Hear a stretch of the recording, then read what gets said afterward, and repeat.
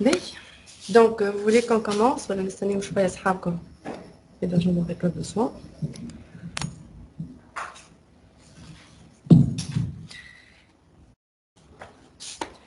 Alors, vous qui vous êtes à distance, vous m'entendez correctement? Là-bas, vous arrive? Oui, C'est bien. d'accord. D'accord. Donc, aujourd'hui, on va aborder un chapitre très important en matière de prévention, celui donc de la prévention d'une maladie chronique, un cancer, parmi les cancers qu'on peut prévenir. Donc, on va voir donc le cancer colorectal. Mais, à votre avis, quels sont les moyens de prévention possibles de ce type de cancer? Le dépistage. Ben, quoi d'autre? Les règles hygiéno-diététiques. Ben, quoi d'autre? Donc, vous avez dit, voilà, vous avez cité deux exemples de types de prévention. Le dépistage et la prévention, donc, en termes donc d'alimentation saine et ainsi de suite. Et bien, on veut les catégoriser, ces deux types de prévention? Est-ce qu'on peut les classer dans des chapitres différents ou dans le même chapitre de prévention? C'est quoi? Qu'est-ce que vous avez dit? Voilà, exactement. Alors, je vais vous faire le secondaire, je vais vous faire le primaire. D'après les deux exemples, les قالوهم صحاب. B et secondaire, c'est le dépistage. علاش ça met primaire, règle hygiéno-diététique, au secondaire, donc dépistage. D'accord? Donc, dis-moi le raisonnement, c'est par rapport à l'évolution des différents stades de la maladie. Donc, primaire, c'est avant l'apparition de la maladie. La maladie, elle n'est pas encore là. Donc, on va agir sur les facteurs de risque. Et l'INA, je m'y coule parmi les facteurs de risque, qui est l'alimentation non saine. D'accord? Il y en a un parmi les exemples des facteurs de risque. L'exemple est fini, il y a le dépistage. Donc, c'est la prévention secondaire. Quand est-ce qu'on la recommande, cette prévention secondaire? Pour toute personne, pour toute la population? Les sujets à risque. D'accord. Et si on raisonne par rapport au processus de la maladie, c'est quand est-ce qu'on peut la utiliser? Dépistage. On va dépister quelque chose qui existe, mais qui n'est pas décelable cliniquement.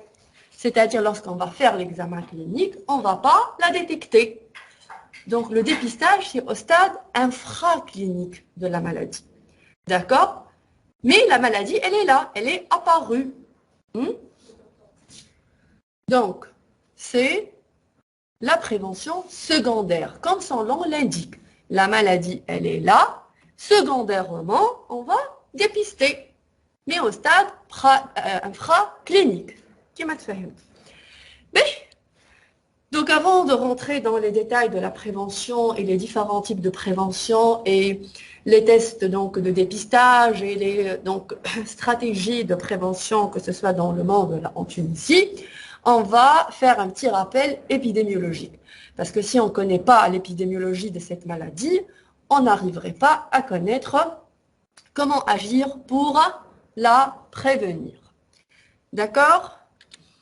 Ben, donc, on va faire un petit test, un petit pré-test. Je suppose que vous avez déjà des connaissances par rapport à la prévention du cancer colorectal et principalement par rapport au dépistage, parce que vous avez vu cette thématique donc, du point de vue clinique dans d'autres disciplines, principalement la gastro-entérologie.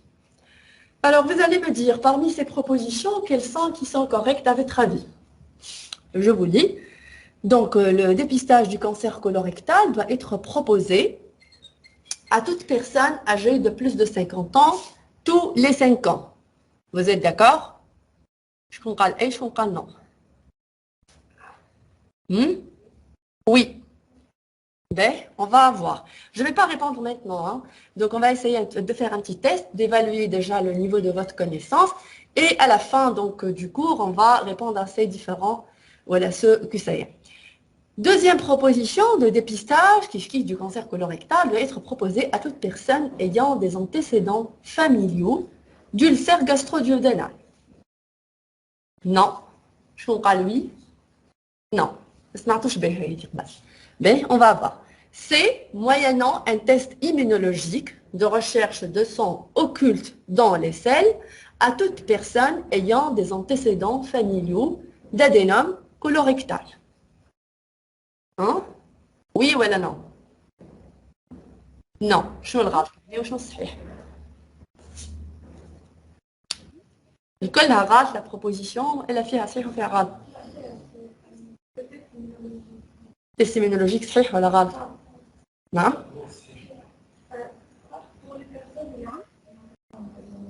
Donc, qu'est-ce qu'on doit leur faire, ces personnes-là? Ben, ça s'appelle une coloscopie. On va voir, donc je ne vais pas répondre maintenant. On va voir donc à la fin du cours. Quatrième proposition, moyennant une coloscopie à toute personne avec des antécédents personnels d'adénome colorectal. Oui ou non? Ben, oui, on va voir. Finale, donc la proposition finale, moyennant une coloscopie à toute personne ayant des antécédents familiaux de polypose adénomateuse familiale. D'accord. Donc, on va essayer d'ajuster à la fin, après donc le rappel des différentes recommandations en fonction de la population à risque. Qu'est-ce qu'on doit choisir comme test de dépistage et donc à partir de quel âge, ainsi de suite.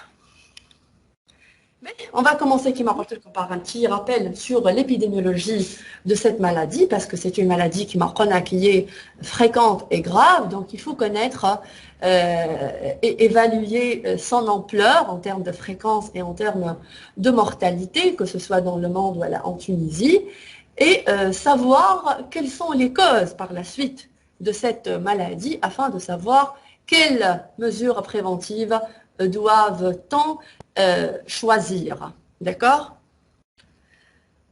B.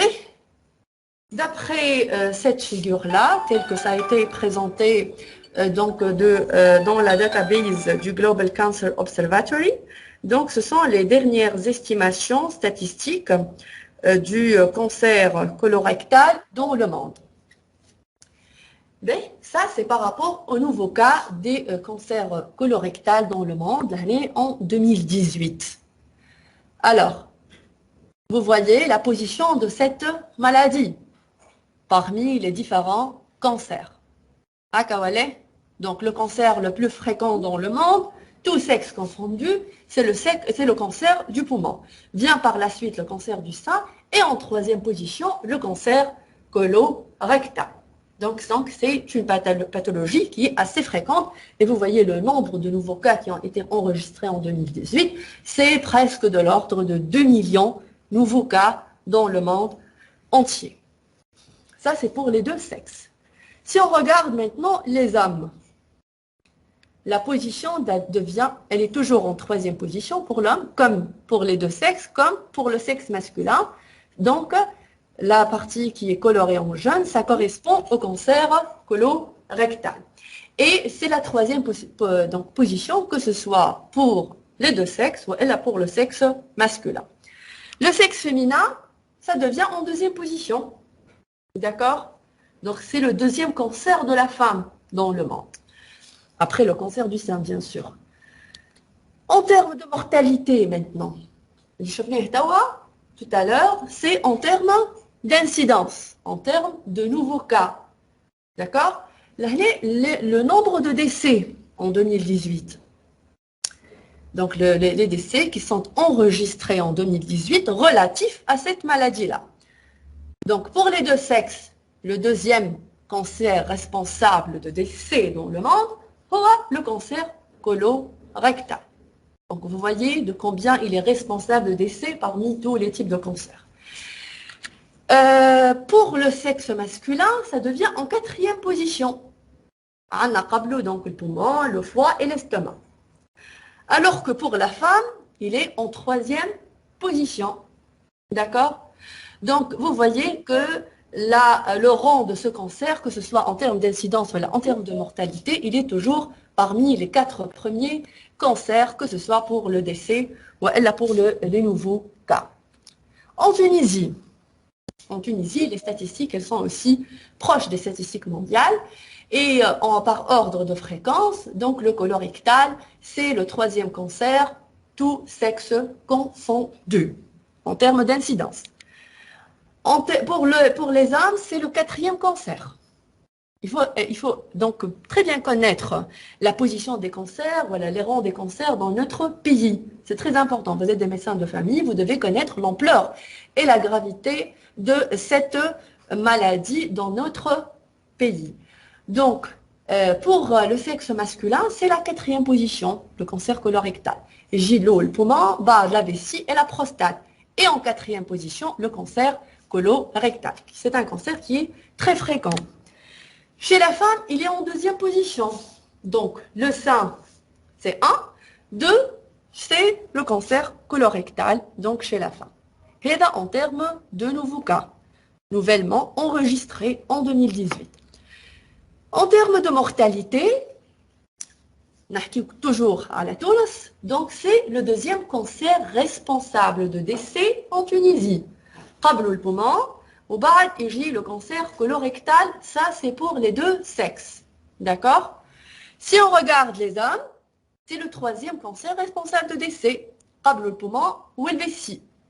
Le prostate et les ken, qablo en termes d'incidence, bado en termes de décès. D'accord? Et pour la femme, c'est le 2e cancer responsable de décès. D'accord? Et bien, en Tunisie. Donc, vous voyez que c'est un problème qui est fréquent. En termes de nombre, par exemple, pour le colorectal, décès en 2018, c'est 457 cas de décès apparus en 2018. Et donc, limite en 2018. Donc, c'est assez énorme, ça, uniquement pour le sexe féminin. D'accord? Donc, vous voyez que c'est une maladie qui a une cinétique croissante. Si on se compare par rapport les statistiques de 2012 ainsi que de 2008, les dernières statistiques avant 2018, on va trouver que le nombre, il était de loin moins important que celui-là, que ce soit en termes d'incidence ou en termes de mortalité. Mais, donc, sauf à l'épidémiologie descriptive, on va décrire les choses. On a choisi 2 indicateurs pour décrire cette maladie sur le plan donc ampleur et sur le plan gravité, le taux d'incidence et le taux de mortalité. Maintenant, on va passer au 2e chapitre donc de l'épidémiologie analytique. Qu'est-ce que ça veut dire? Je m'en ai épidémiologie analytique. On va analyser. Qu'est-ce qu'on va analyser? On va chercher quoi? On va chercher les facteurs de risque, on va chercher les causes qui peuvent être incriminées dans la survenue de cette pathologie. Parmi les causes, certainement vous connaissez beaucoup de facteurs de risque, il y a beaucoup de causes qui sont impliquées dans la survenue de cette maladie. Tenez des exemples. Donc, antécédents familiaux. De quoi? De cancer colorectal, quoi d'autre? D'adénome au niveau du côlon, ouais. Les polyposes, que ce soit polypose donc adénomatose familiale ou autre, ouais. Régime alimentaire riche en protéines. Ben, donc ça c'est pour des facteurs qui ne sont pas des facteurs héréditaires. Ben, le tabac. Ben, pour le cancer colorectal. Hein. Donc, on a l'alimentation avec les comme riche en protéines, mais riche principalement en viande rouge. On a le tabac. Ouais. Les Mickey, donc antécédents de maladies inflammatoires chroniques, qui m'a la maladie de Crohn et l'RCH. B.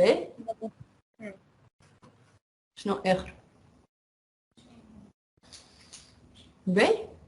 Donc, ces facteurs, comment on peut les classer?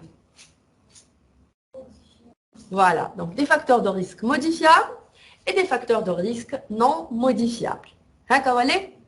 Donc, les non modifiables, ce sont les facteurs génétiques sur lesquels on ne peut pas agir. Ils sont là, on ne peut pas les éviter. D'accord? Par contre, les facteurs de risque modifiables, voilà les facteurs de risque qu'on peut cibler par des mesures de prévention. Et qu'allez-je, قبل ما نحكيو على prévention, ça serait très important de connaître ces facteurs de risque. Connaître les facteurs de risque qu'on peut cibler par des préventions. Et lorsqu'on va cibler des facteurs de risque par la prévention, c'est principalement, de quel type de prévention?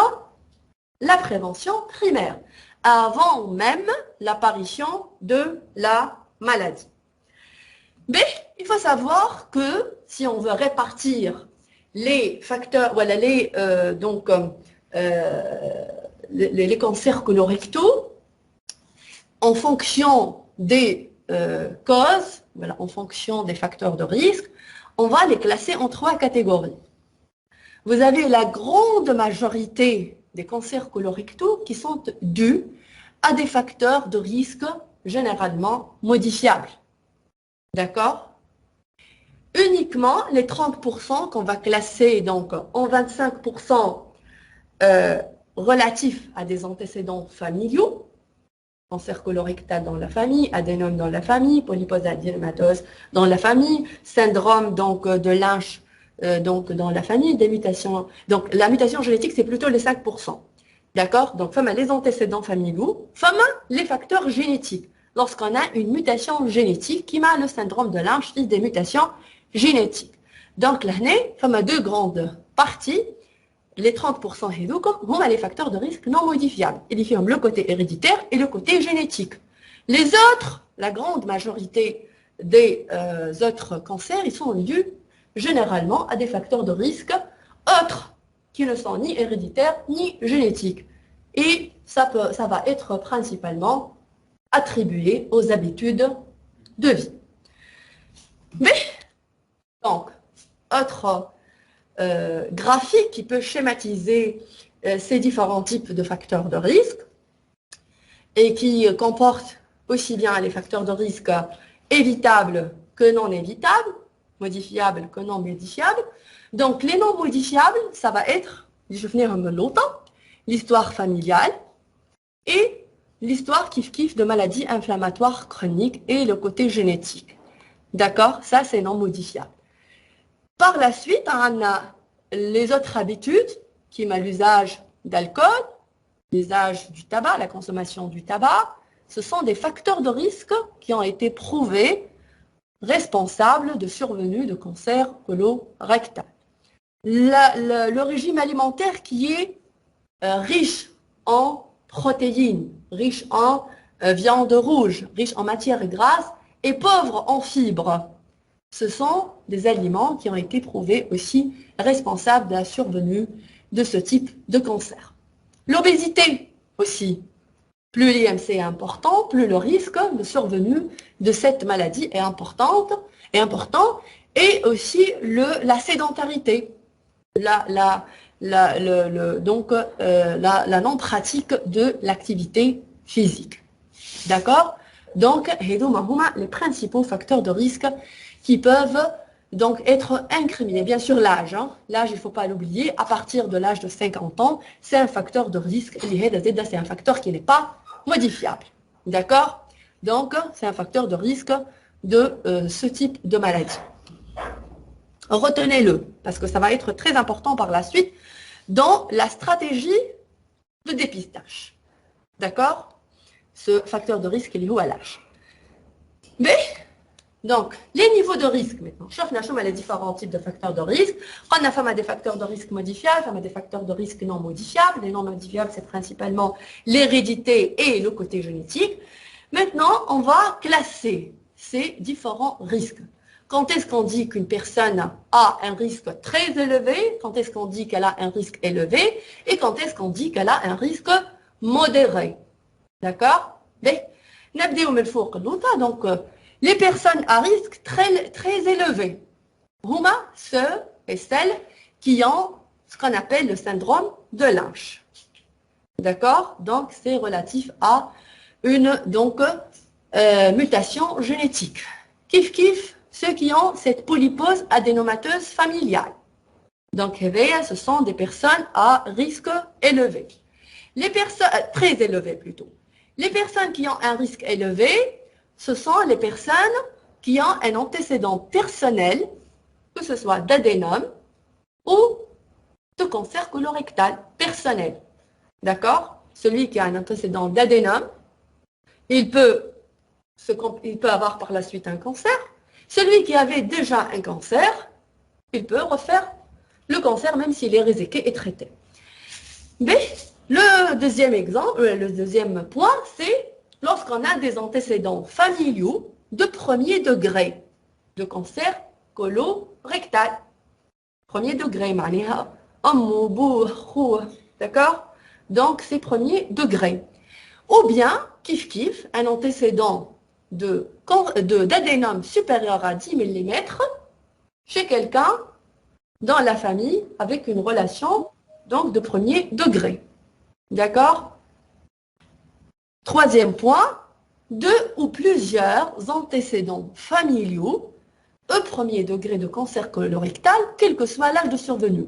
Pour le point juste avant, c'est avant l'âge de 60 ans. Donc, un seul avant l'âge de 60 ans, ou bien 2 ou plus, quel que soit l'âge de survenue. فوق الستين حتى فوق الستين c'est considéré comme un facteur de risque وقت اللي يبدا فما plusieurs cas, 2 ou plusieurs cas. D'accord?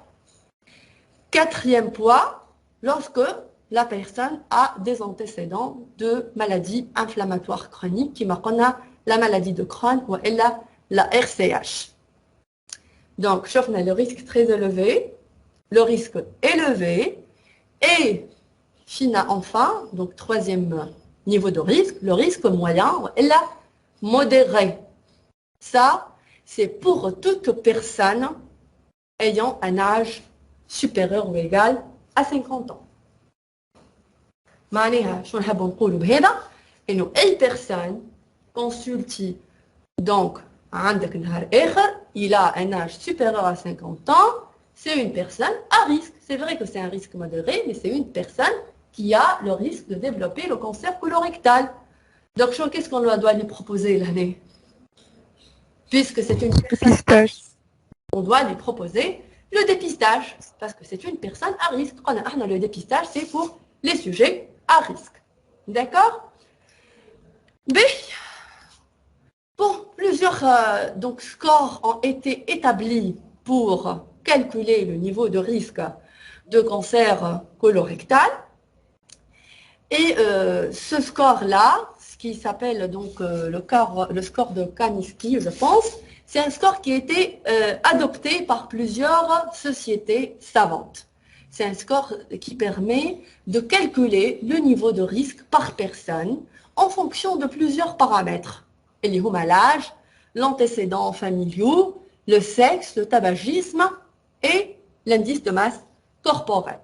Donc, vous pouvez donc utiliser ce score pour calculer le niveau de risque de développer un cancer colorectal chez votre patient. À titre d'exemple, si on prend par exemple une personne qui a un âge donc de 50 à 54 ans, on va lui mettre déjà un point. D'accord? Si elle a un cancer colorectal de premier degré dans la famille, donc de relation premier degré dans la famille, et qui est d'un âge supérieur à 60 ans, on va rajouter un autre point. Alors que si c'était inférieur à 60 ans, on va rajouter 2 points. D'accord? Donc, et puis, vous devez, à côté des facteurs non modifiables, l'âge et les antécédents, il y a d'autres facteurs qui ont été utilisés dans ce score-là, et le sexe, donc le tabac et l'IMC. Le sexe, c'est un facteur. Quand il y a un homme, c'est déjà un facteur de risque akthar min femme. Et le tabac à l'IMC, donc, c'est aussi, ça a été utiliser dans le calcul de ce score.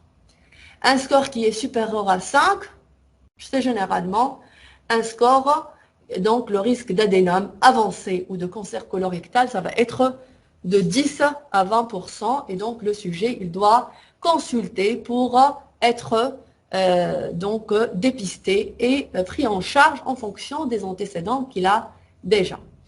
D'accord? Ça, c'est un score qui n'est pas utilisé partout dans le monde, mais ça a été adopté par plusieurs sociétés savantes. Dans votre pratique, vous pouvez donc l'utiliser. Ça vous permet d'évaluer donc le niveau de risque.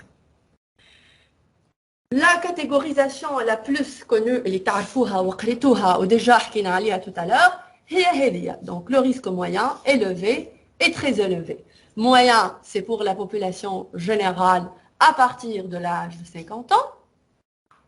Le risque élevé, pour les maladies inflammatoires chroniques intestinales, que ce soit Crohn ou la RCH, et les antécédents d'adénome ou de cancer colorectal chez la personne elle-même ou bien chez l'un des membres des familles, surtout de premier degré. Le risque très élevé lorsqu'il s'agit d'une polypose adénomateuse familiale ou elle a de ce syndrome de Lynch. D'accord? Donc, c'est d'après la haute autorité de santé. Voilà. Donc, en ayant compris les différents facteurs de risque et les différents niveaux de risque, maintenant, comment on va prévenir? Comment on va donc faire notre prévention pour notre patient et notre population de façon générale? Il y a deux nomenclatures, il y a deux démarches pour définir les niveaux de prévention. L'approche populationnelle, c'est en fonction de la population cible. Vous voyez la pyramide, elle a la répartition des différents catégories de la population. La population fait les sujets sains, la population générale, il y a représentée dans cette pyramide par la surface la plus importante, parce que la grande majorité de la population, c'est une population saine. Par la suite vient la population à risque. Et enfin, la population qui est réellement malade. Selon donc le niveau de risque, selon la catégorie de chacune de ces populations, on va adopter une stratégie de prévention bien particulière. Donc la population saine, il y a généralement la grande majorité de la population générale, on va adopter la stratégie exhaustive. Cette stratégie exhaustive consiste donc essentiellement à ce qu'on appelle la promotion de la santé. On va cibler toute la population en essayant d'éviter, de diminuer les différents facteurs de risque dans la population, à travers principalement ce qu'on appelle l'éducation pour la santé. Donc, on va éduquer la population, que ce soit dès le jeune âge, mais l'âge scolaire et l'âge préscolaire, donc pour éviter le recours aux habitudes de vie malsaines qui seraient responsables du développement de telles pathologies. Kif, on peut cibler la population générale à travers les mass médias, à travers les spots télévisés, à travers les spots à la radio, pour encourager les habitudes de vie saines, la promotion de l'alimentation saine, l'activité physique, la lutte anti-tabac, donc l'éviction de la consommation d'alcool. Tout ça, c'est pour la population générale afin d'agir sur les facteurs de risque. D'accord? Le deuxième niveau, ce qu'on appelle la population à risque, c'est la population qui a déjà le risque. Le risque, on l'a évalué en 3 types. Moyen, élevé et très élevé. D'accord? Cette population, c'est une population qu'on va cibler par quoi? On va la cibler par le dépistage. On va dépister. C'est une population qui est à risque. Les niveaux de risque, modéré, élevé et très élevé, ce sont des sujets qui nécessitent un dépistage. On va voir pour chacune de ces catégories comment faire le dépistage. Ce n'est pas de la même façon pour toutes les catégories à risque. Moi, qui m'a le risque modéré, qui m'a le risque très élevé. Et enfin, la population malade, c'est la population qui nécessite un traitement. Donc, c'est le traitement proprement dit. B, c'est la première nomenclature de la prévention, donc selon l'approche populationnelle. La deuxième approche, elle est centrée sur la maladie. Donc, selon l'évolution de la maladie. Tout à l'heure, on a dit que la prévention primaire, c'est avant même l'apparition de la maladie. Donc, la maladie, elle n'est pas encore là. La personne, elle est saine. Donc, on va agir sur les facteurs de risque. Ça cible, kiff, ça revient au même langage la population générale, avant l'apparition de la maladie. La prévention secondaire, c'est au stade pré-clinique. La maladie, elle est là, mais elle n'est pas décélable cliniquement. Donc, on doit faire recours à des tests sensibles qui peuvent détecter la maladie au stade préclinique. D'accord? Donc, l'année, c'est le dépistage. Lorsqu'on dit prévention secondaire, c'est le dépistage. Et enfin, une fois la maladie, elle est là, donc, c'est le traitement proprement dit. Donc, deux représentations différentes pour les niveaux de prévention. L'une, donc, on appelle l'approche populationnelle. La deuxième approche, c'est l'approche centrée sur la maladie. Alors, la prévention primaire. Donc, je m'en ai prévention primaire. Donc, la prévention primaire, l'objectif est de favoriser les facteurs protecteurs aux dépens des facteurs de risque. D'accord? Donc, on va essayer de renforcer les facteurs protecteurs dans notre population. C'est principalement à travers l'éducation pour la santé. Donc, le moyen principal, c'est l'éducation pour la population. La population cible, c'est la population à large échelle, c'est tout le monde. Et l'objectif, c'est de diminuer l'apparition de la maladie. C'est de diminuer l'incidence, les nouveaux cas. Alors, donc, les axes cibles de cette éducation sanitaire. On a les facteurs de risque modifiables. Voilà, donc les modifiables devraient être les facteurs de risque cibles par cette éducation sanitaire, que ce soit donc pour la population générale dès le jeune âge, ou dans vos cabinets pour vos patients. Donc, une personne qui n'est pas à risque, vous allez lui proposer ces différentes mesures de prévention. Et les principalement, pas de tabac, pas d'alcool, s'exercer donc quotidiennement, au minimum 30 minutes de marche par jour, pour les sujets qui ne peuvent pas faire un exercice ou un sport donc assez intensif. Donc la réduction de la masse corporelle, quoi d'autre? Et l'alimentation qui est riche en fibres, donc c'est principalement les figures, les légumes et les fruits. D'accord? Donc c'est comme la propose donc l'Organisation mondiale de la santé, la stratégie de 0 cigarette par jour, 30 minutes de marche par jour et 5 fruits ou légumes par jour. Donc c'est ce que vous devez recommander à vos patients et donc dès le jeune âge, même à vos enfants, il faut les habituer à ces bonnes habitudes. D'accord? Donc, la prévention primaire, toujours dans la prévention primaire, donc on a des données de la littérature, comment permet ces différentes mesures de prévention primaire de réduire le niveau de risque de cancer colorectal. Par exemple, la consommation du tabac et d'alcool, lorsqu'on lorsqu'on évite l'alcool et le tabac, on diminue le risque 8,6 fois. D'accord? Une personne qui ne consomme ni tabac ni alcool a 8 fois moins de risque, voilà, presque 9 fois moins de risque de développer un cancer colorectal qu'une personne qui les consomme, ces deux substances-là. La limitation de la consommation de viande rouge. Ça a été démontré que la consommation de viande rouge qui dépasse 100 grammes par jour peut augmenter 29% le risque. Donc, si on va éviter cette consommation, on va diminuer le risque de 29%. Par contre, 50 grammes par jour, ça peut donc augmenter le risque de 21 si on consomme quotidiennement 50 grammes par jour de viande rouge. D'accord? La consommation de fibres alimentaires, les légumes, donc les fruits, les céréales, donc c'est recommandé de consommer 400 grammes par jour. Il faut recommander à vos patients de consommer 400 grammes par jour.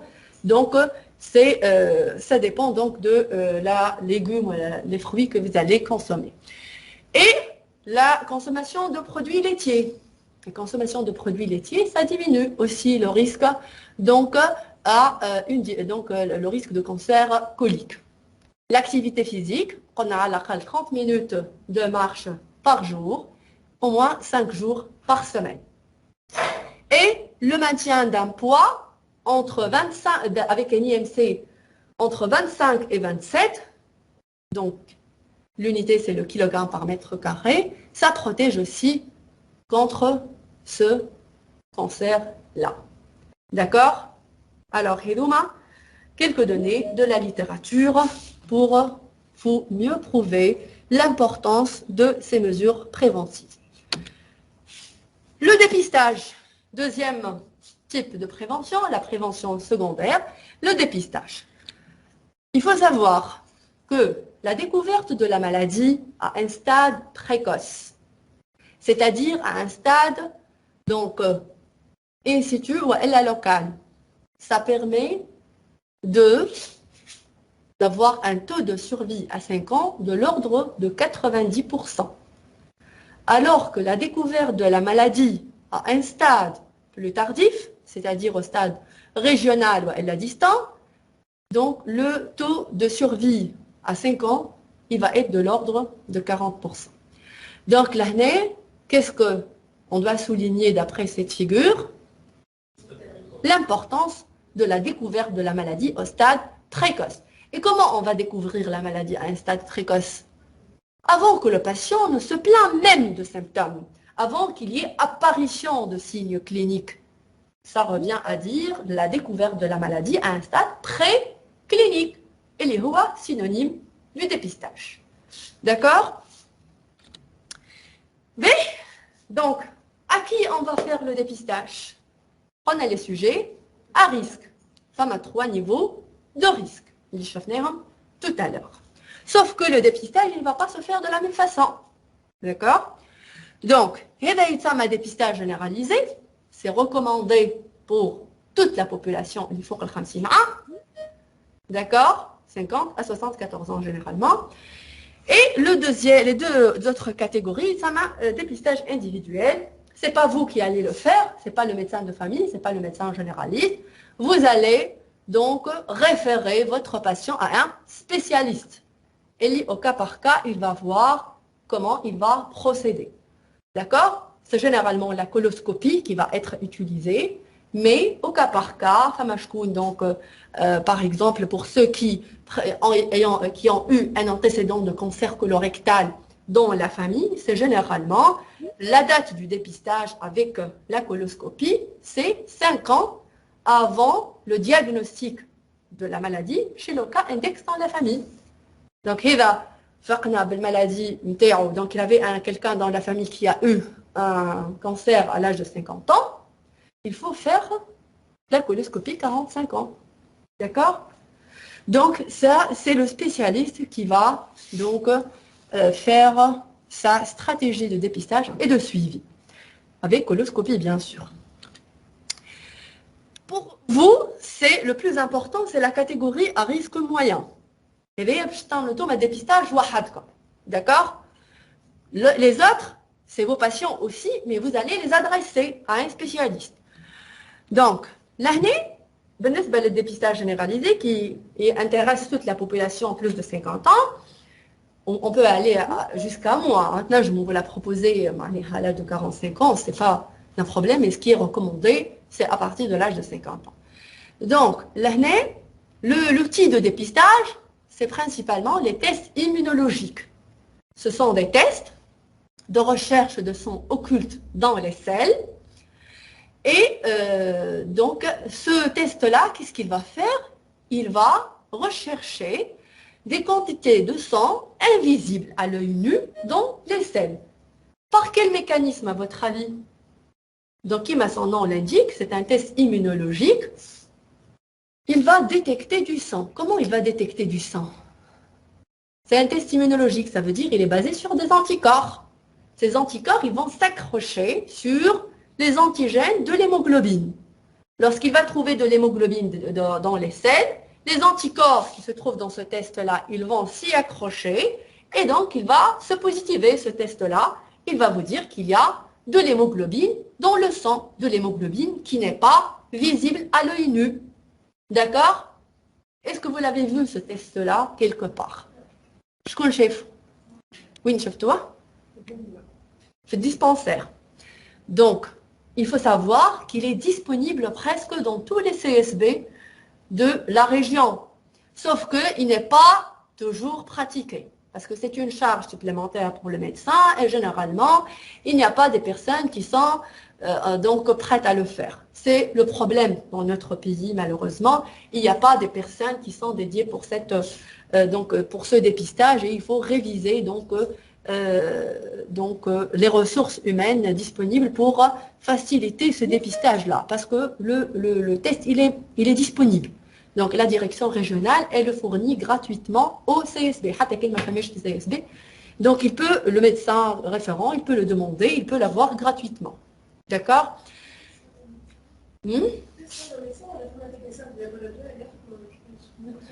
هو فماش technicien laboratoire في كل CSB. Donc, le problème, c'est qu'il n'y a pas des personnes qui sont là pour le faire. Le médecin, إذا كان اجتهد وطلبوا ينجم يخدموا les patients تاعو. إذا كان ما حبش, donc وإلا يقول لك عندي une charge supplémentaire, beaucoup de charge de travail, il ne va pas le faire parce que vraiment c'est pas aussi facile. راهو معناها باش تعمل التست هذا pour tous les patients qui ont un âge de plus de 50 ans. C'est pour cela il faut qu'il y ait des personnes معناها dédiées ou désignées pour ça.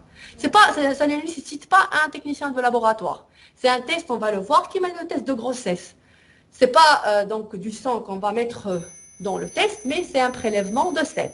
Je vais vous montrer la démonstration, comment ça se fait, et c'est facile à faire. Ah, dans notre service, on le fait. Donc, dans le service de médecine préventive, il y a ce test, on le prend de la direction régionale. Pour toute personne, dans le cas de dépistage des cancers, parce qu'on ne fait pas que le dépistage du cancer du côlon, mais parmi les cancers qu'on dépiste, le cancer du côlon chez les sujets à risque. Donc, ils peuvent consulter, on le fait, ce test-là. Si vous avez passé dans le service, certainement, vous l'aurez vu, d'accord? Mais, donc, c'est la détection du sang non visible à l'œil nu, c'est grâce à des tests immunologiques. C'est pour cela il s'appelle un test immunologique et c'est grâce à des anticorps. Alors, ce test, s'il est positif, qu'est-ce que ça signifie? Positif, qu'est-ce que ça veut dire? Qu'il a du sang dans les selles. Est-ce que le sang dans les selles est équivalent à un cancer? Non. Donc, ça peut être un cancer, ça peut être un adénome, ça peut être autre chose. C'est pour cela qu'on l'appelle faux positif, qui a les hémorroïdes, une fissure anale, ou même du sang qui vient des voies digestives hautes. D'accord? Une gingivorragie, donc des sangs qui viennent des voies digestives hautes, ça peut venir au niveau des selles et donc à ce moment-là, on va trouver du sang dans les selles et ça va être un faux positif. C'est pour cela, vous avez eu un test positif, il faut compléter automatiquement par une coloscopie. Si c'est négatif, c'est bon. Le dépistage, il va être renouvelé dans 2 ans. On ne va pas être rassuré pour toute la vie. Il faut toujours faire le dépistage toutes les 2 ans. De 2 années. Comment? سامحني ما سمعتكش. C'est une bonne question. Oui, ce n'est pas toujours saignant. Mais dans la plus grande majorité des cas, ils sont saignants. Selon le moyen de dépistage qu'on pourrait faire, ça ne peut être que haja haka qui doit être non invasive. Parce que la coloscopie, on ne va pas l'indiquer pour tout le monde. On va l'indiquer pour les sujets qui ont un risque élevé ou très élevé. D'accord? Il se peut qu'on peut passer à côté d'une personne qui présente un cancer colorectal alors qu'elle présente vraiment, alors que le test, il était négatif. D'accord? Et à ce moment-là, de quoi on parle-t-on? Les faux négatifs. Et c'est un test qui a des faux négatifs. Le taux, il est très faible des faux négatifs. C'est pour cela, c'est un test qui est retenu comme test de dépistage. Le taux de faux négatifs, il est très faible. On va voir par la suite de quel pourcentage de quel pourcentage ils sont ces faux négatifs. D'accord? Donc, Kimakona, c'est un test immunologique qui se base sur la détection des anticorps, la détection de l'hémoglobine grâce aux anticorps dans ce test-là.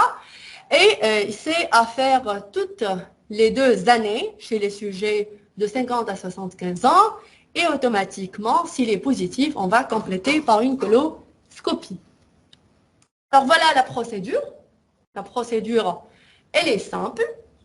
Donc, on va aller de gauche à droite. La première étape, vous allez avoir votre flacon. Le test, il est dans un flacon. Le liquide, voilà, les anticorps, ils sont dans un flacon. Un soluté, là où il y a les anticorps, et c'est dans un flacon. Ce flacon-là, il a une tige. Vous allez la retirer. Deuxième étape. Donc, vous allez retirer la tige. Vous avez eu l'échantillon de sel de votre patient.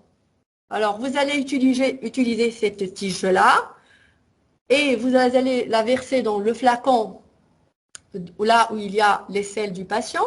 Vous allez retirer un prélèvement de sel grâce à cette tige-là. C'est compris? Voilà, comme la montre la figure, la photo 3. Puis, une fois que vous avez retiré l'échantillon de sel, vous allez remettre votre tige dans votre flacon et vous allez fermer, d'accord? Et agiter pour qu'il y ait cette réaction entre les sels et le soluté existant dans le flacon, d'accord?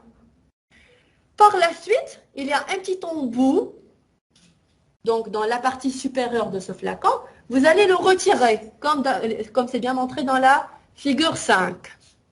Hein, c'est compris? Par la suite, après avoir retiré cet embout, vous allez pouvoir verser des gouttes dans le kit, le test. 3 gouttes dans l'endroit dédié pour ça, qui est circulaire. Et le résultat, vous allez l'obtenir dans la partie rectangulaire. C'est compris? Comme le test de grossesse, exactement. Là, comme je trouve certainement. Mais, alors, comment dire que c'est un test qui est valide? On a 2 traits. Un trait qui est noté lettre C et un autre trait qui est noté la lettre T. Si le test il est fonctionnel, alors vous allez voir apparaître le trait au niveau de la lettre C. Ça veut dire que le test il est fonctionnel, il est valide, il n'est pas périmé. D'accord?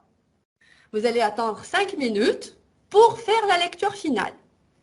Et vous allez, si votre test est positif, vous allez avoir un deuxième trait qui va apparaître au bout de 5 minutes.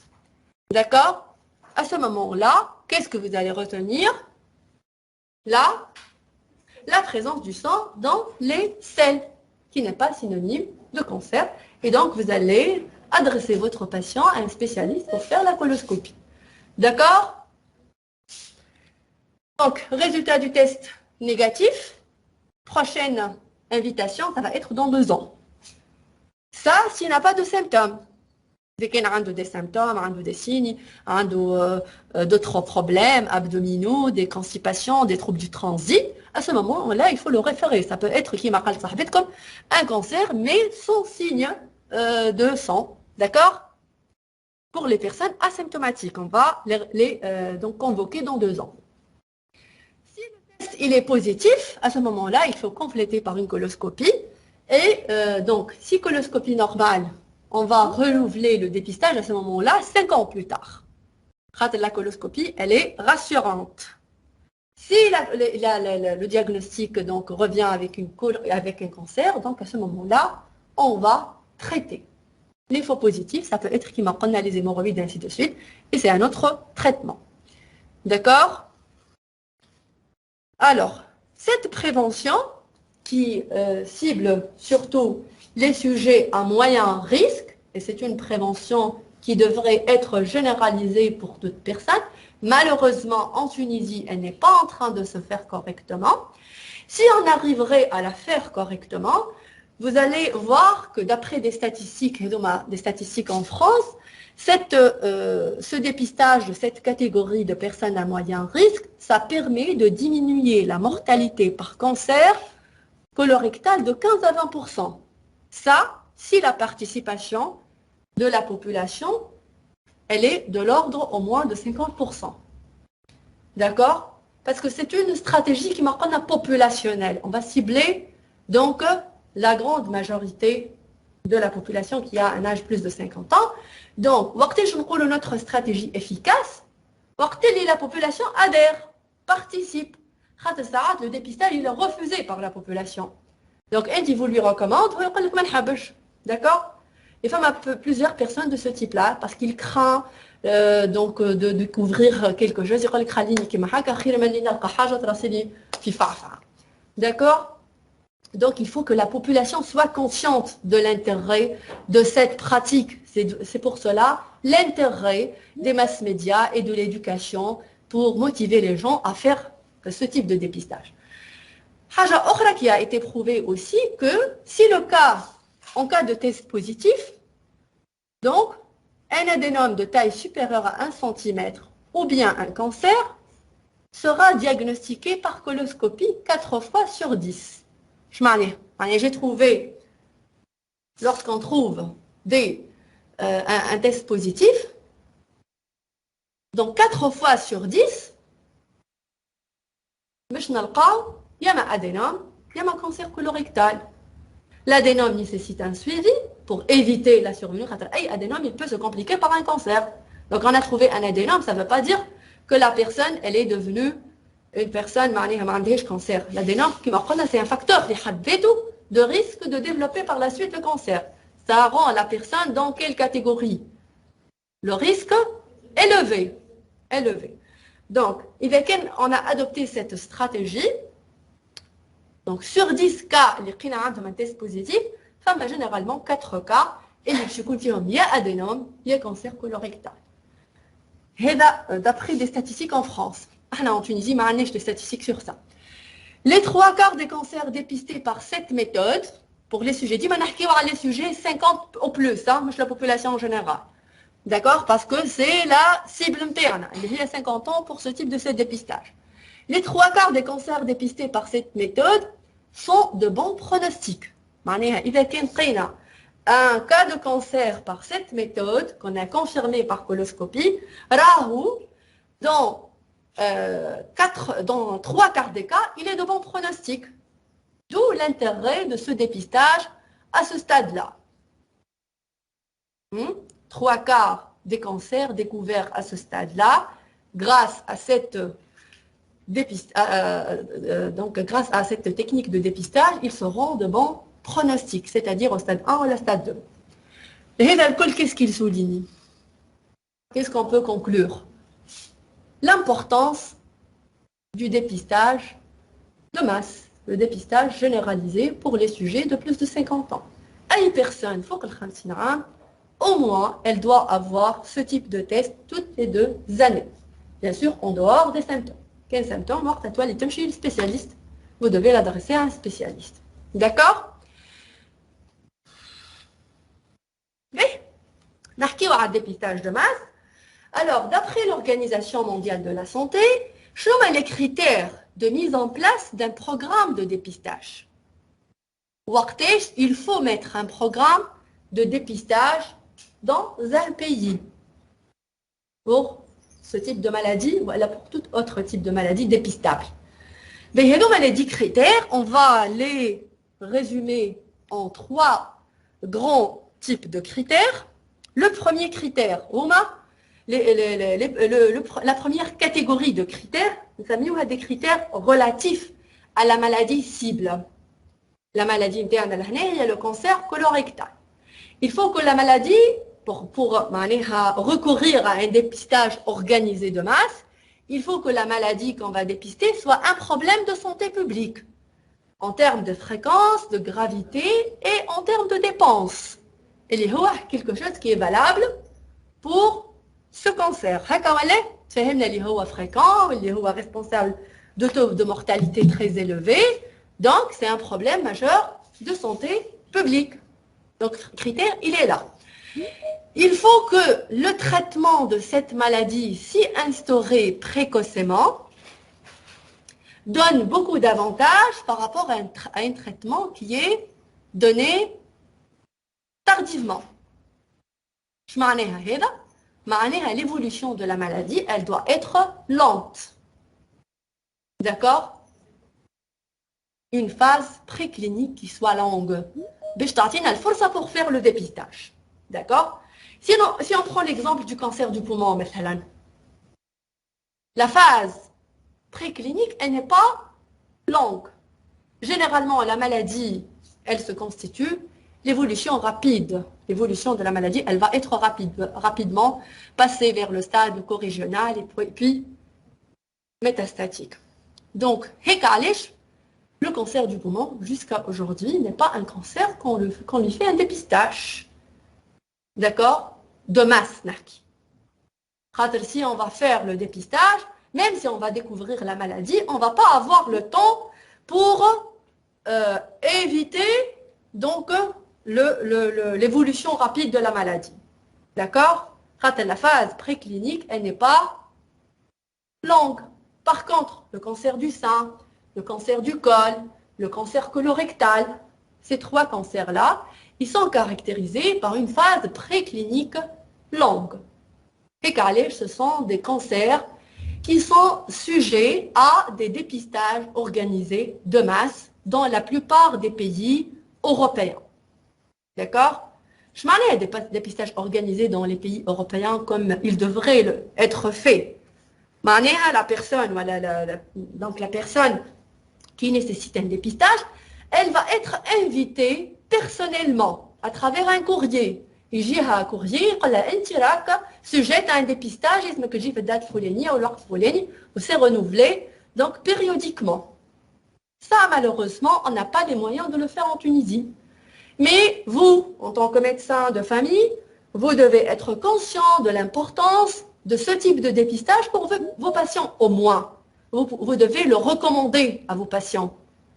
Le test, il est mawjoud. Pour le cancer du côlon, le test, il est disponible.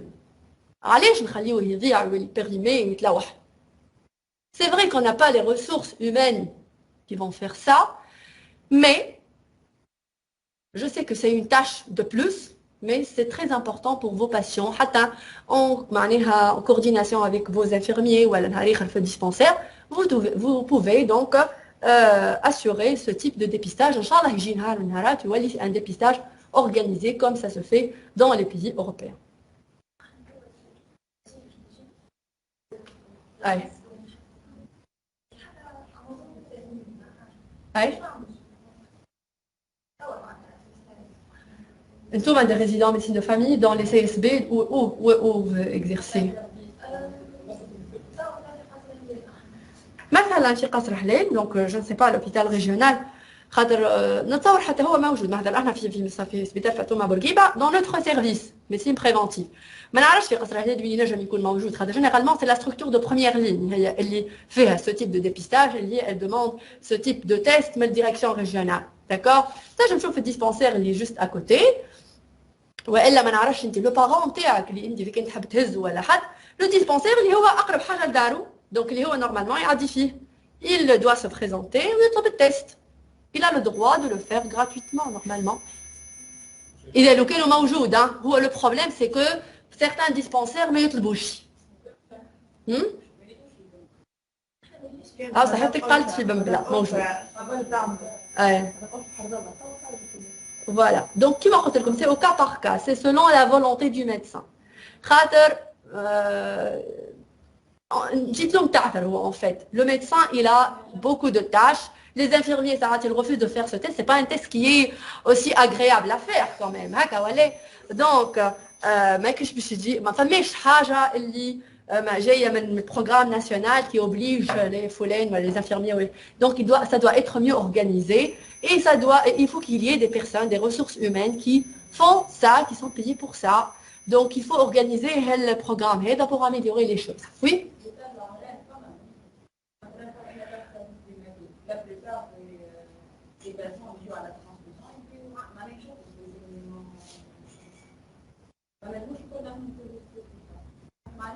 Il faut voir l'indication ساعة بالنسبة ليهم هما les personnes هذوما قداش الأعمار نتاعهم le niveau le saignement ça peut être expliqué par autre chose وإذا كانوا des sujets فوق 50 ans on va leur faire معناها إذا كانوا فوق 50 ans c'est systématique كما قلنا نعم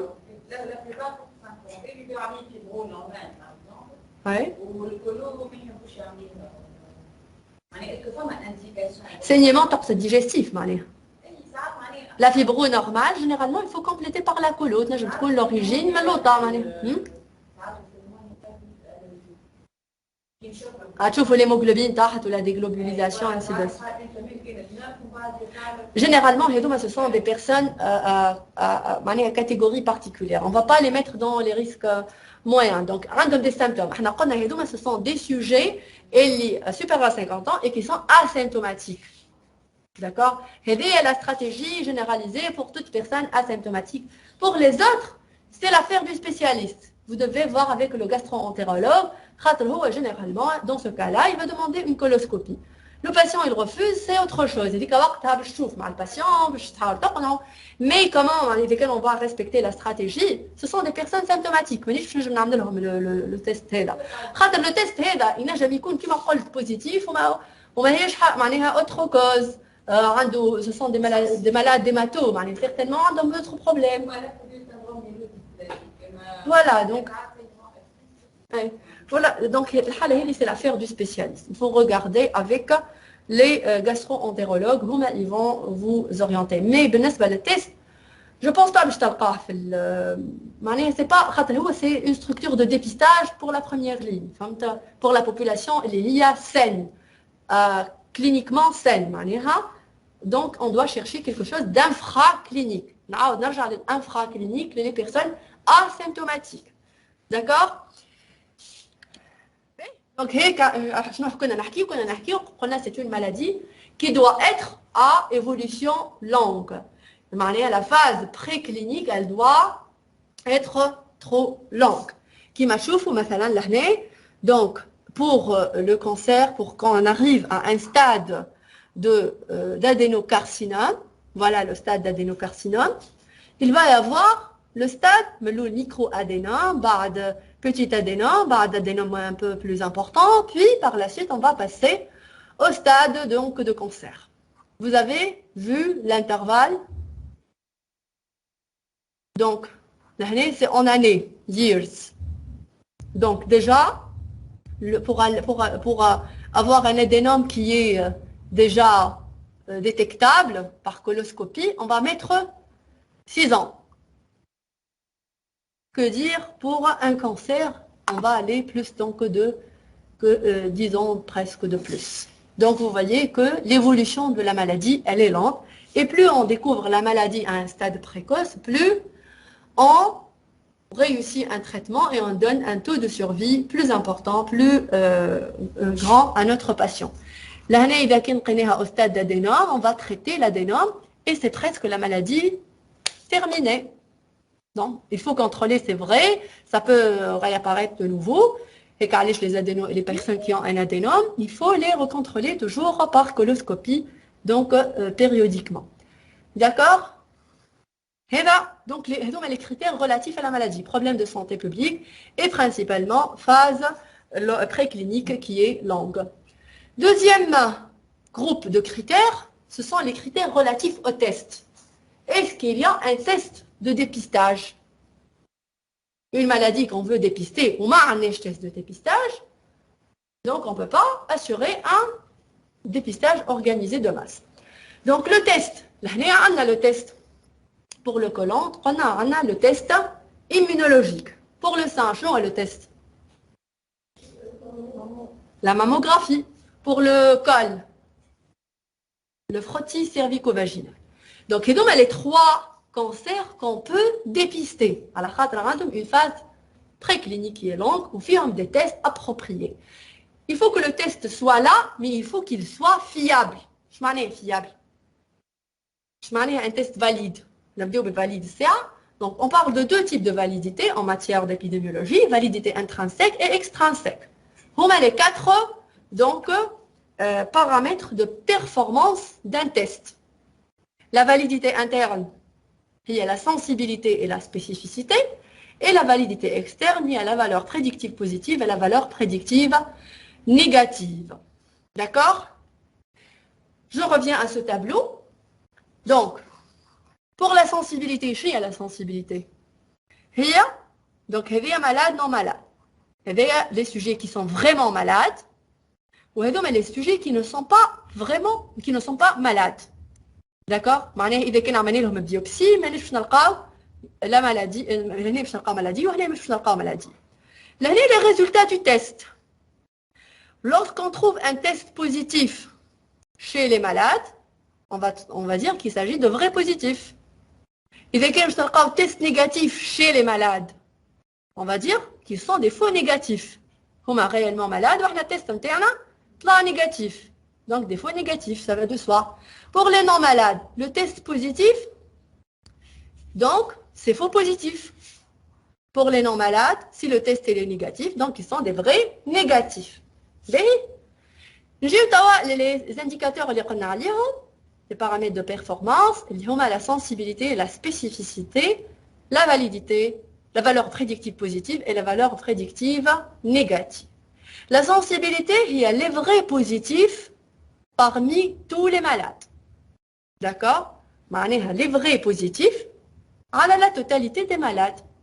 Si j'ai eu 50 cas de tests positifs chez 100 malades, la sensibilité, elle va être de 50%. D'accord? La spécificité, il y a les vrais négatifs sur les non malades. C'est compris? Donc la spécificité. Les valeurs prédictives, on a raisonné verticalement. Donc vrai positif sur malade, c'est sensibilité. Vrai négatif sur non malade, c'est spécificité. Si on raisonne horizontalement, par rapport au test, le dénominateur le test, les résultats du test, je n'ai à la valeur prédictive positive. Et il y a les vrais positifs parmi tous les positifs. Ou la valeur prédictive négative, il y a les vrais négatifs parmi tous les négatifs. يعني le test هذا qui يقول لي راهو négatif, vrai négatif. Donc les valeurs اللي لقيناهم négatifs الكل قداش منهم فما des vrais négatifs. D'accord? Mais je vous donne des exemples. Avant donc l'ère de ce test immunologique اللي هو هذا نحكيو عليه احنا, il y avait un autre test. Ce n'est pas un test immunologique, mais avec une autre technique. Donc, si on compare ces 2 tests-là, le premier test, il avait une sensibilité qui était de 50%. Le test il est de 75%. La spécificité, elle était de 77 pour celui-là, et celui-là, elle est de 90. La valeur prédictive négative c'est de 99. Allez, c'est important, cette valeur prédictive négative. Je vais prendre le résultat du test. Il y a négatif. Le résultat négatif. Je vais laisser le patient l'inviter pour un contrôle à 2 ans. Et comme ça, je suis rassurée parce que la VPN, elle est de 99,56. Elle est très importante. D'accord? Alors que s'il était positif, je ne peux pas retenir le diagnostic. D'accord? Comme tchoufou, la valeur prédictive positive. Donc à ce moment-là, il faut faire la coloscopie. Porter le lièvre positif, donc on doit compléter par la coloscopie. Mais, donc on a les critères relatifs aux maladies, puis les critères relatifs aux tests. La validité de avec ses 4 paramètres, sensibilité, spécificité, VPN et VPN.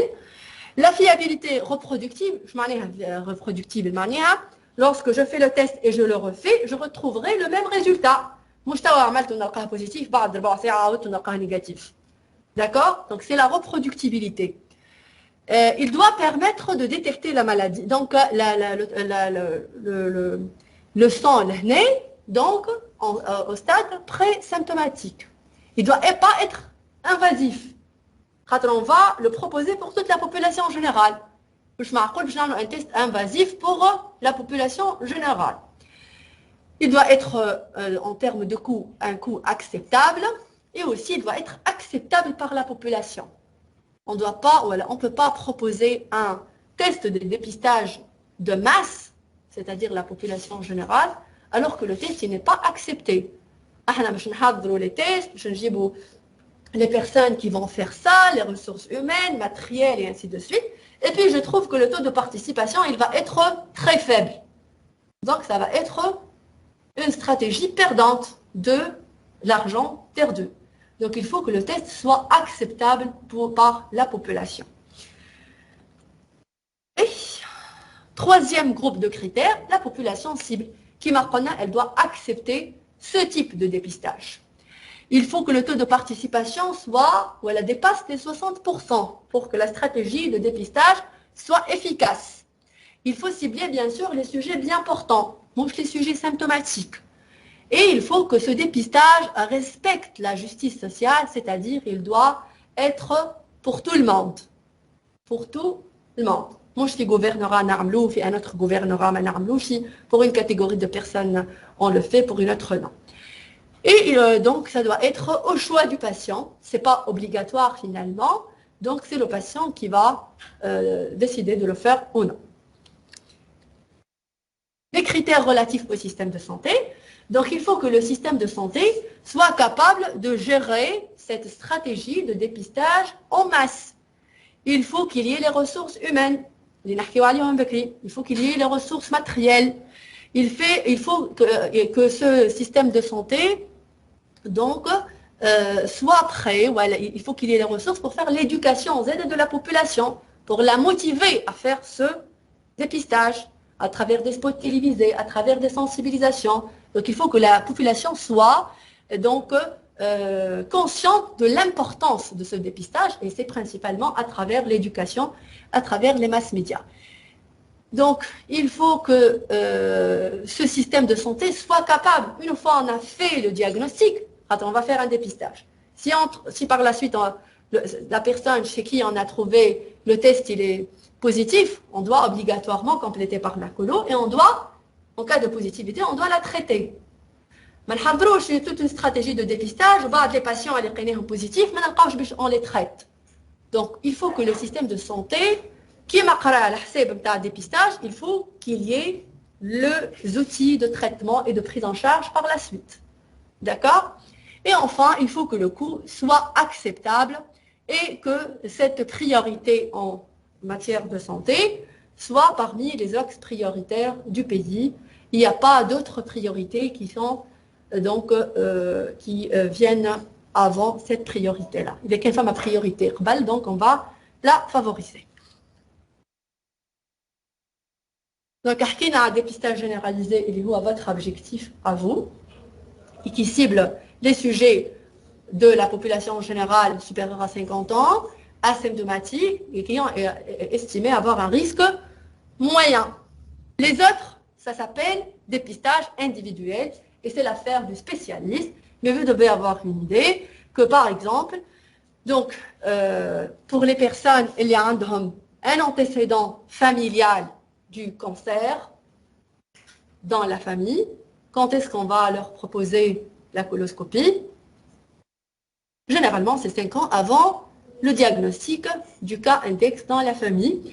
Et principalement, pour ces différents types de risques, c'est la coloscopie, la cinétique, donc de suivi, ça va être pas avec le spécialiste. D'accord? Et pour les problèmes génétiques, on peut aller jusqu'à des tests génétiques pour prouver qu'il existe ou pas la mutation génétique. D'accord? سامحني. Les marqueurs tumoraux, non. Les marqueurs tumoraux ne sont pas des outils de dépistage. C'est généralement pour l'évolution de... Ça s'utilise généralement dans le service de chirurgie pour voir est-ce qu'il va y avoir donc, une évolution, comment ça évolue la maladie, est-ce qu'il y a une récidive, est-ce qu'il n'y a pas. Donc ça peut orienter le chirurgien. Pour le cancer colorectal, on ne l'utilise pas comme... D'ailleurs, pour tous les types de tumeurs, ce ne sont pas des outils de dépistage. D'accord? Ça évolue la cinétique de la maladie. Une fois la maladie, elle est confirmée. D'ailleurs, on a 3 cancers, il faut retenir les moyens de dépistage. اللي هما السان mammographie, col frottis cervico-vaginal, ou le cancer colorectal. Pour les sujets qui sont à moyen risque, c'est le test immunologique. Pour les sujets à risque élevé, il faut faire la coloscopie. La coloscopie, c'est chez ces sujets à risque élevé. علاش تعديو الكولوسكوبي وعلاش تعملنا الكولوسكوبي test de dépistage. C'est pas un test de diagnostic. خاطر هما ce sont des sujets qui n'ont pas de signes. Tant qu'on n'a pas de signes, on va dépister. Ils sont à risque élevé, mais ils n'ont pas de signes. D'accord? Donc, on va dépister avec coloscopie. Bon, c'est pas parmi les grands types de cancers, on peut leur faire les dépistages ou l'efficacité ou la latence de la maladie qui m'a les autres 3. Donc, ça peut être la recherche des maturies, kiff, mais la cinétique de la maladie, qui m'a les maladies. D'ailleurs, la prostate, bon, femme je connais le PSA, je connais, mais les recommandations, c'est principalement par rapport à ces 3 cancers-là. En Tunisie, on finit par la Tunisie. Est-ce qu'il y a vraiment une stratégie de dépistage systématique dans la population en Tunisie? Malheureusement, on n'a pas. Donc, d'après le plan cancer colorectal, le plan cancer pour tous les cancers en 2015, qui a été élaboré pour les années 2015-2019, donc, il y avait des projets pilotes multicentriques pour la mise en œuvre de ce type de dépistage. Mais encore, on n'a pas les résultats de ces projets pilotes. Il y a eu des projets pilotes dans certaines régions du pays. Là, on a essayé de faire ce type de dépistage, mais les résultats ne sont pas encore disponibles. Et ces projets pilotes, qui ciblent, quelles sont les personnes cibles pour ce projet pilote? Kif, les 50 à 74 ans, qui ne sont pas symptomatiques et qui sont indemnes d'antécédents familiaux. D'accord? Les résultats, ils ne sont pas encore là, mais ce n'est pas une stratégie nationale. C'est pour quelques régions pour voir l'efficacité. Avant d'instaurer une stratégie nationale ou un programme de dépistage organisé national, il faut faire ces projets pilotes. Je m'en ai pris projet pilote. On va organiser des expériences pilotes dans quelques régions du pays pour voir l'efficacité. Est-ce que la participation elle est bonne? Est-ce que le programme kharaj des indicateurs efficaces? Est-ce qu'il y avait une diminution en termes de mortalité, ainsi de suite. Donc, au cas par cas, il y a une stratégie qui m'a fait dans un pays, elle donne de bons résultats. Dans un autre pays, vu la simple raison, un taux de participation qui serait très faible, elle peut ne rien donner comme résultat. D'accord? Et le mohem, aujourd'hui, c'est que le test de dépistage, il est disponible. Vous pouvez le demander gratuitement à vos patients dans toutes les structures de première ligne, d'accord? Et c'est possible de le faire et ne pas priver votre patient de ce droit, d'accord? Femme le registre, dispensaire, le registre de dépistage du cancer colorectal. Bon, l'image n'est pas très bien claire, mais donc chaque patient par CSB, c'est un registre par CSB. Donc direction régionale, centre de soins de base, ce type de livre-là. Et ce livre, il comporte des feuilles, c'est une page parmi les pages de ce registre-là. Le nom, le prénom, la date le résultat, ainsi de suite, donc toutes les informations pour qu'elles soient par la suite analysées à l'échelle régionale et savoir le taux de positivité, le taux de cas diagnostiqués porteurs de cancer colorectal grâce à ce dépistage-là. Bien sûr, suivi par coloscopie en cas de besoin. D'accord? On revient maintenant à notre question. Alors, le dépistage du cancer colorectal doit être proposé à toute personne âgée de plus de 50 ans tous les 5 ans. Donc, toute personne supérieure à 50 ans, oui, mais la cinétique, c'est toutes les 2 années. En cas, bien sûr, d'absence de symptômes. D'accord? B, à toute personne ayant des antécédents familiaux d'ulcère gastro-duodénal. Non, ce n'est pas un facteur de risque parmi les facteurs qu'on a cités. Moyennant un test immunologique de recherche de sang occulte dans les selles à toute personne ayant des antécédents familiaux d'adénome colorectal. Adénome colorectal. Donc, la catégorie à risque, ce n'est pas adapté à ce type de test. Donc, l'adénome, c'est la coloscopie. Moyennant une coloscopie à toute personne avec des antécédents personnels d'adénome colorectal. C'est correct. Et moyennant une coloscopie à toute personne ayant des antécédents familiaux de polypose adénomateuse familiale. Oui. Et donc, dans les 2 dernières propositions, c'est l'affaire du spécialiste. Vous allez donc adresser votre patient à un spécialiste. Ce n'est pas vous qui allez faire la coloscopie, bien sûr. D'accord? Voilà, c'est ce que j'ai à vous dire. Est-ce que vous avez des questions? C'est clair le cours? Je vous remercie.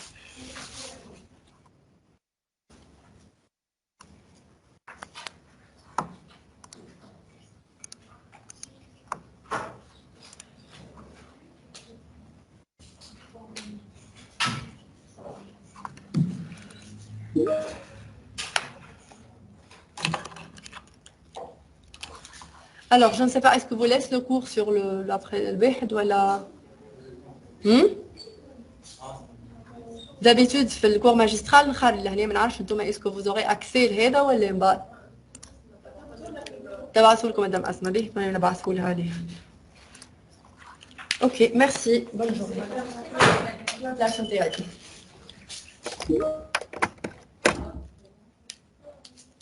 Voilà, présence. Faites signer donc la feuille de présence. نعرفش أنا مرة